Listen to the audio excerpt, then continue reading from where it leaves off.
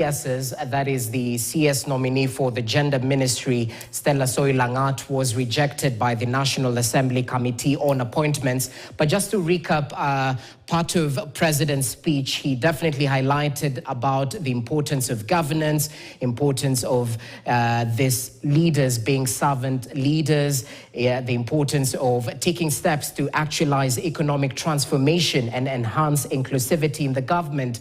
And he definitely touted the importance of a broad-based government since Kenya's potential is undermined by political competition. That played out earlier on in the day as President William Ruto was overseeing the swearing in of the 19 cabinet secretaries who will hit the ground running. But as you can see, live pictures from Nairobi's Central Business District, empty streets seem to be characterizing the CBD in Nairobi, but we'll definitely link up with our reporters who are in the Central Business District. But let's cross over to our reporter, Noah Kipkemboi, who earlier on was bringing us up to speed with the latest developments playing out in Githurai, where transport was affected due to police mounting roadblocks on major roads leading towards the Central Business District. Let's get an update right now. Noah Kipkemboi, good afternoon. Earlier on we spoke. Police were quite versatile in terms of dispersing protesters, any crowds that were gathering. You mentioned that they would lob tear gas canisters. What's the latest right now? Do we have any crowds that have gathered so far? What's the security situation as well? Is there any case of looting or stone throwing that we should know about? Noah.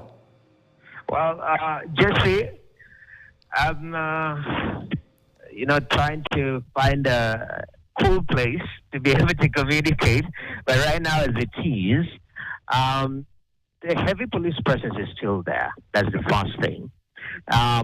We're seeing a lot of traffic. Now, since movement, if you're not in your personal car, there are not so many matatus plying past Githurai. So a lot of personal cars and a lot of people on bikes. All right? So with the stopping of some of the public service vehicles, as in call them PSVs, just before Githurai, between Kao and Dani and Githurai, we're seeing a lot of people, utilizing the boda sector and services to sort of go through Githurai. Now, a lot of people now, they are actually walking towards town. The assumption is some of them are going to the protest. So with this, they'll continue with the journey. Other than that, some people are just doing their day-to-day, business and agenda. And this snarl up right here at Githurai is affecting that, so they have to walk to the next place that they can get a matatu. But as it is right now, a little bit calm. A lot of police walking around, of course, in their regalia, just making sure that things are actually working. It's not normal. So any crowds dispersed. We've seen a number of lob tear gas, but right now again we're seeing a lot of people just moving through Githurai. Nothing major. I see a lot of police working with rungus, and they're telling people, those of us who are standing in front of these closed businesses, we're being urged to sort of find a different place to stand. So the element of crowd work is not appreciated. There is actually, I'm in front of a cafeteria where people are drinking their supu and they're having their lunch. And there you, I'm a journalist. I'm a journalist. I'm a journalist. I'm a journalist. I'm a journalist. ATN, I'm a journalist. I'm giving a link right now. So we're being harassed here. I've just been hit with a room in my stomach by the police. And unfortunately, this is what is happening. A lot of harassment, not being given an opportunity to explain yourself. Jesse, I haven't experienced this. I think this is my first time encountering the police in this scale. Even when you have your badge, they don't care to listen to you. All they want is, and it is quite unfortunate. I can imagine if you're out here trying to protest and you're found, and you're trying to explain yourself, I think it will be difficult. But I've just been manhandled, for lack of a better word, by some of the cops here. I don't know. It's unfortunate. Then I can hear also they have lobbied some tear gas right behind. I think there's a whole section. They've gone back there and lobbied tear gas. So that's the situation as it is, Jeffrey. Not pleasant at all, and even not more pleasant encountering the police. I had to explain myself that I'm a journalist in this situation, which is very, very sad. But no, I mean, gusa tu kidogo, asante sana, nashukuru. But that's the situation right here at Githurai. They are not encouraging any people. It's like when you see a police, you run, and I think that's the feeling, because there is no reasoning with the members of our forces as it is right now. So let me get my composure, Jesse, and also link up with my camera person who's on the way, and then we'll give you the letters from Githurai. Back to you in studio. Okay, Noah Kipkemboi, thank you so much for that update. I hope you stay safe and kindly ensure your documentation is visible so the police can be able to separate you from the protesters who perhaps might cause that victimization by the police. Thank you for that update, Noah Kipkemboi, who was just painting a clean state of affairs of what is happening in Githurai. As you've just had, there was an instance where he was victimized by the police officers right there, as he had to ascertain that he is a journalist allied to KTN News. But that's what's happening in Githurai. Heavy security presence, and they're trying to ensure that no crowds are gathering in anticipation of the Nane Nane demonstrations. But over to the Central Business District, those are live pictures still on Kimathi Street.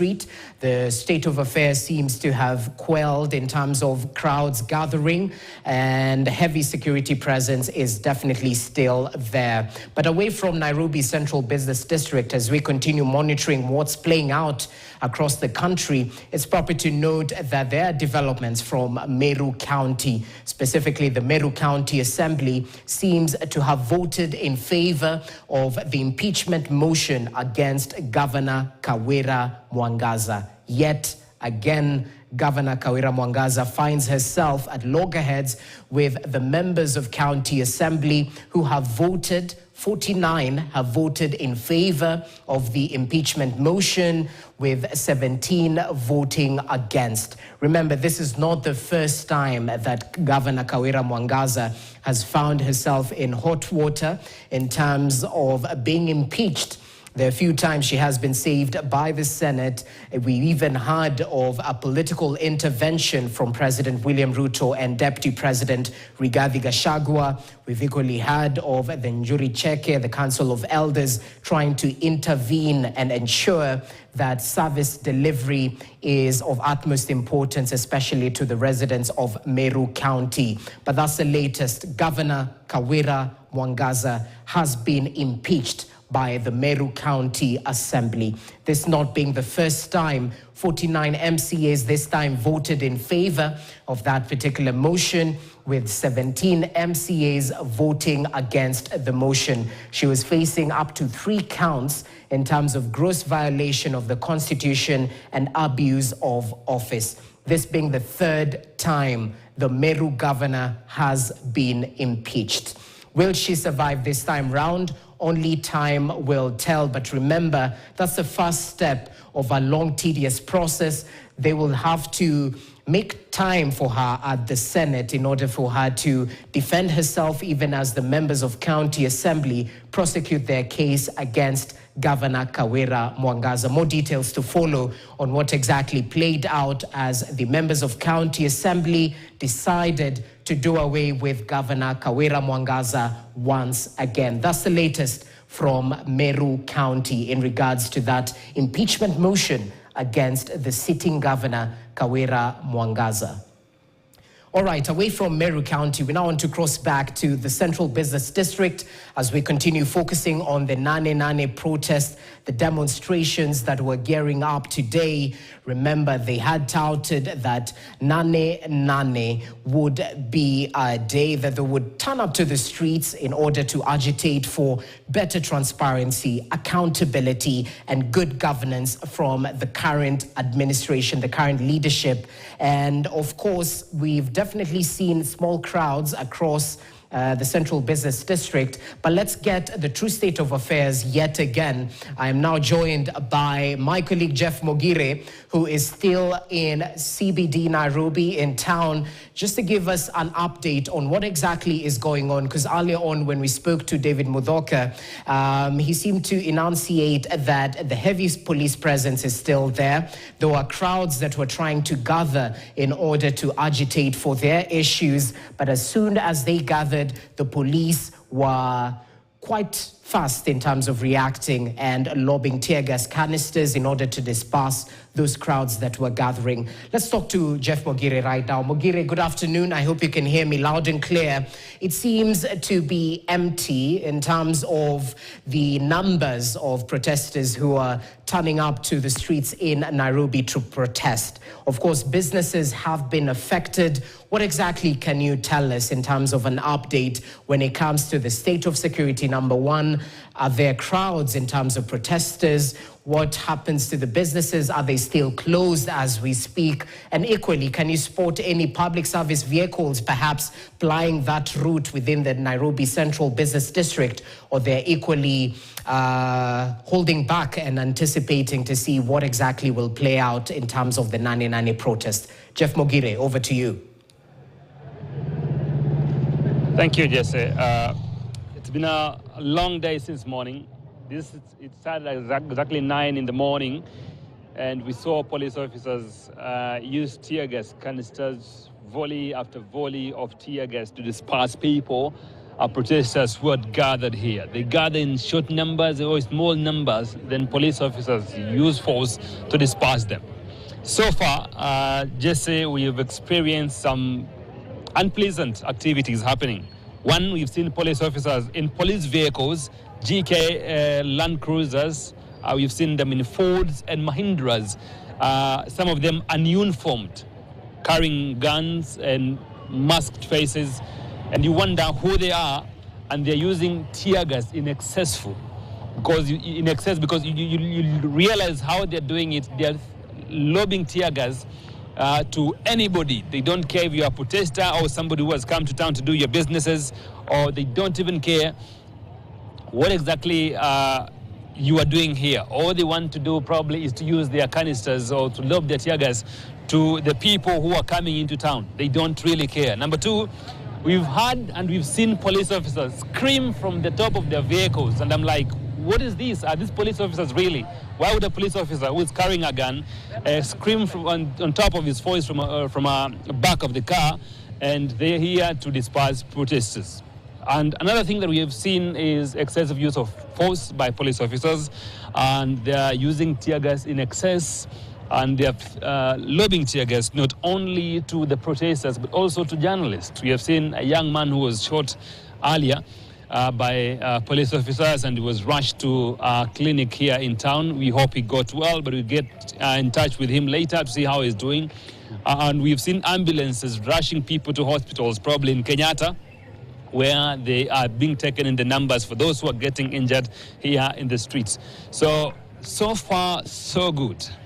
The situation remains calm for probably 10 minutes, and after that, they gather and they are dispersed, becomes chaotic, and the businesses cannot work. It's not a good environment for any business to progress or to work, really, people to work here.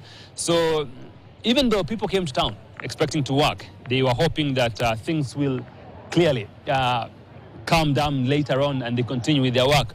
But that's not the case. So far, people have been up and down running with police officers lobbing tear gas, but I have not seen them today respond with rocks like they do previously. Today they have been peaceful. They are dispersed, they disappear, they come back later and continue to agitate for what they are calling for the government. They completely overhaul of the political establishment of this country, and they want corruption gone like yesterday. They want to ensure that this country works, the system works, young people get jobs. That is what they're calling for, and that's why they say they're peaceful. We've seen young people with their masks, a national flag, and the phone recording and also protesting as they call for the government to listen to them. So just as the streets continue to see a few people moving up and down, not really in numbers as we expected. The people could come to work like a normal day, like it has been before. But so far so good. We are at Tom Mboya now, and this is how it looks like after we've left Kenyatta Avenue. Now we are in Tom Mboya, and this is how it looks like going all the way to Ambassador bus station. What we have seen is police officers trying to stop vehicles or public service vehicles coming into town, dropping people. They are being told to make turns and go back to where they came from. A few have managed to pick people, travelers from town to the destinations wherever they are going to, but majority in the numbers have failed to do that, as police officers have used tear gas excessively to ensure that activities do not continue as normal in the CBD. So we have scores of people who have been injured, and we have people who continue to agitate. I think they have gone back. The young people have now gone back to downtown to regroup, then come back. What I don't understand is what we expected to see police restrain themselves from excessive use of power, but they have not. They have continued to use excess power, and they continue to address this issue in a brutal way, in a brutal manner, that the young people are wondering if really there's rule of law, and if the law is there to be followed, why can't it be followed when the police are dealing with protesters? It's their right which is enshrined in the Constitution to picket, protest, and demonstrate, but the police don't seem to respect that. So, Jesse Rogers, this is Tom Mboya. So far, so good. This is how it looks like. And we wonder, for how long will this continue? The Nane Nane protests, which were planned for today, have happened. They have achieved probably what they wanted, to ensure that the business has closed down within the CBD of Nairobi and things don't work. But for how long will this continue to be this way? And will the government listen to these young people and probably keep them off the streets in a peaceful way? Probably they have said they don't want dialogue. They have made their requests and grievances hard, and clearly they are sure maybe they might be listened to. But as the president says, he doesn't want to see anarchy. But for them on the other side, they say this is not anarchy. There's no anarchy in Kenya. What they lack is leadership. Can they get it? Waiting to see how that pans out, Jesse Rogers. Okay, Mogire, before we let you go, I just want to pose a question, because earlier on during the earlier protests, we saw baton-wielding individuals protecting business premises from looting and destruction. This time round, in your forays of going crisscrossing across the CBD, did you see any baton-wielding individuals perhaps protecting business premises? Probably we have seen these baton guys with orange reflectors protecting businesses across the CBD. It's really happening, and people really know what this means. So they have been there in the numbers probably, and the police officers can identify them with their orange reflectors. But we don't know how long is that going to be. Is it creating jobs for the young people to protect businesses here in town? At the same time, the economy is losing. So you wonder, for how long are we going to push this scenario of having young people protect your businesses, while it should be a police job to ensure businesses within the CBD are not vandalized? Yes, sir. Okay, Mogire, we'll definitely be crossing over to you a little bit later on just to get a feel of the situation on the ground. But as Mogire has so clearly put it, it seems not to be business as usual. At least most businesses seem to have closed, as they're speculating on the state of security in regards to the Nane Nane protest. Heavy security presence within Nairobi's central business district. And as soon as crowds try to gather in order to demonstrate and picket peacefully, according to Mugire, that's when the police swoop in and ensure that those crowds are dispersed using tear gas canisters as well. But that's the true state of affairs in Nairobi.